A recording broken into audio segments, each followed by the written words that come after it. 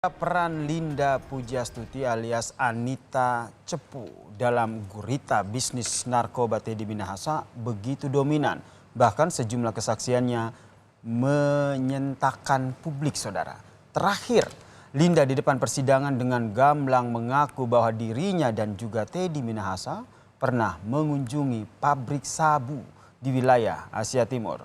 Lantas, siapa sebenarnya Linda Pujastuti ini? Kalau Dodi yang sebenarnya Samsul Marif ini udah kenal sebelumnya? Tidak. Tidak Saya kenal ya. karena dikirim nomor telepon dari Pak Teddy. Baik.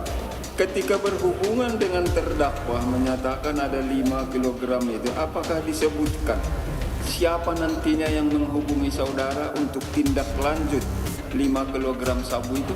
Disebutkan dengan terdakwa. Nanti ada orang saya, Ada namanya orang. Dodi. Namanya Dodi. Dodi Baik. yang akan menghubungi kamu. Peran sosok Anita Cepu atau Linda Pujastuti dalam kasus pengendaraan narkotika Irjen Teddy Minahasa tidak bisa disepelekan. Pasalnya, Linda ini menjadi motif Teddy Minahasa melakukan penjebakan, bahkan adanya fakta bahwa Linda menyebut memiliki hubungan spesial dengan Teddy Minahasa. Bahkan lewat Linda juga beberapa anggota Polri ikut terseret dalam kasus ini. Berawal di tahun 2005 silam, Teddy Minahasa dan Linda Pujastuti bertemu di sebuah hotel dan spa. Dari hubungan baik, lantas siapa sangka suatu saat berubah sebaliknya. Pasca hilang kontak beberapa tahun, di tahun 2019 keduanya kembali berkomunikasi, di mana Linda memberikan informasi adanya penyelundupan narkoba mencapai 2 ton lewat jalur Laut Cina. Alhasil, Teddy menggunakan uang pribadinya senilai 20 miliar untuk menebus hal tersebut. Namun justru dirinya kena tipu. Kemudian keduanya kembali berkomunikasi di tahun 2022. Tak mau masuk ke dalam lubang yang sama, Teddy justru menjebak Linda lewat sabu pengisian yang diungkap pihak Polres Bukit Tinggi. Dan hal tersebut terkuak lewat pesan aplikasi yang dibongkar ahli digital forensik di muka persidangan.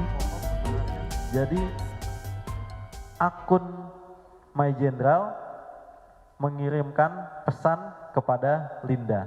Isi pesannya, iki ono barang 5 kg golek no lawan posisi barang di Riau. Dan posisi pesannya sendiri sudah dihapus, namun berhasil kita recover dengan proses digital forensik. Awal mula Linda kembali menghubungi Teddy setelah sempat bermasalah pun terungkap, di mana Linda menghubungi Teddy melalui WhatsApp untuk meminta bantuan, yang dimana hal tersebut terjadi tepatnya pada tanggal 23 Juni 2022. Dari hal tersebut, seolah menjadi kesempatan untuk Teddy, ia pun lebih dulu meminta Linda untuk mencarikan lawan, dalam arti pembeli, untuk sabu yang lebih dulu sudah disisihkan. Dari sanalah Linda Pujastuti diperkenalkan dengan Dodi Prawira Negara.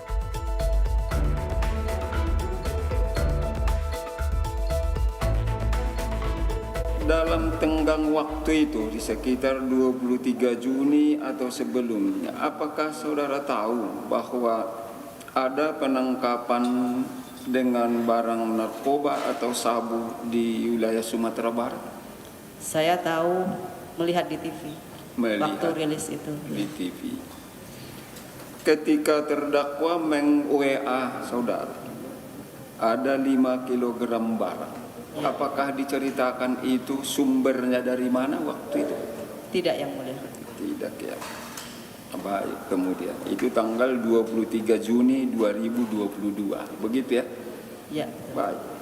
Kemudian datang yang bernama Dodi, ya, yang ternyata kemudian Doni ini Samsul Marif, kan Ya. begitu ya? Iya, betul, yang mulia. Kalau Dodi yang sebenarnya Samsul Marif ini udah kenal sebelumnya? Tidak. Tidak Saya kenal kenal ya. karena dikirim nomor telepon dari Pak Teddy. Baik. Ketika berhubungan dengan terdakwa menyatakan ada 5 kg itu, apakah disebutkan siapa nantinya yang menghubungi saudara untuk tindak lanjut 5 kg sabu itu? Disebutkan dengan terdakwa. Nanti ada orang saya, Ada namanya orang. Dodi. Namanya Dodi. Dodi Baik. yang akan menghubungi kamu. Baik. Setelah komunikasi terkait permintaan dicarikan pembeli, Linda pun mencoba menghubungi mantan Kapolsek Kalibaru, Kompol Kasranto. Yang dimana sebanyak 1 kilogram sabu diserahkan ke Aibtu Janto Pesitumorang yang merupakan anak buahnya untuk dijual ke bandar narkoba dengan harga 500 juta rupiah. Dari 500 juta tersebut, Kasranto mengaku membagi-bagikan hasil di mana dirinya menyisihkan untuk dirinya sendiri sebesar 70 juta rupiah. Pada awal kurang lebih bulan Juni, saya mendapat WA dari saudari Linda bahwa WA tersebut berisi, "Mas, mau ada barang, ada yang mau nggak?" Saya jawab, "Barangnya siapa, Mam?" Saya mohon maaf manggilnya Mami, karena udah terbiasa manggil Mami. Jadi, "Mam, barangnya jenderalku." Maka dari itu saya jawab lagi, "Coba saya tanyakan teman, barangkali ada yang mau, Mam." Begitu.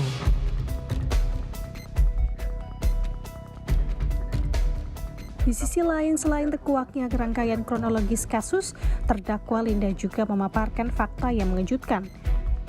Salah satunya, hubungan spesial antara dirinya dengan Teddy Minahasa.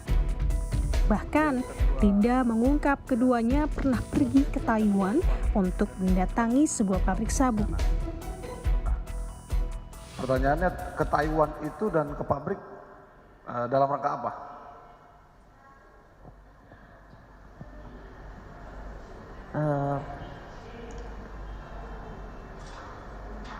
Ke pabrik sabu.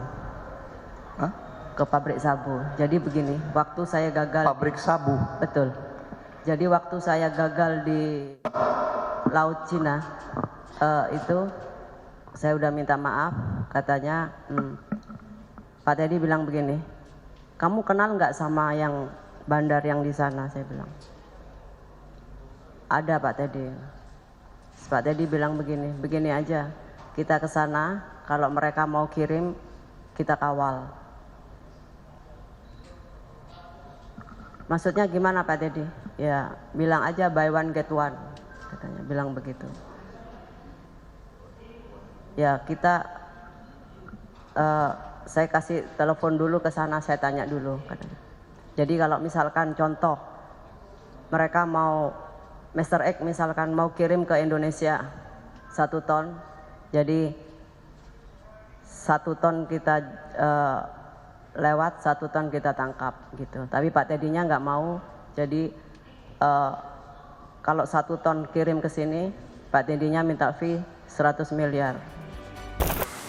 Berbagai fakta baru terkuak di muka persidangan. Tentu majelis hakim nanti yang akan menilai dan juga menentukan. Lebih dulu kita akan mendengarkan tuntutan yang akan disampaikan jaksa penuntut umum, terkhususnya untuk terdakwa Linda Pugiastuti yang akan digelar pada 27 Maret 2023 mendatang. Nanda Aprilia, Yanuar Ruslim, Kompas TV, Jakarta.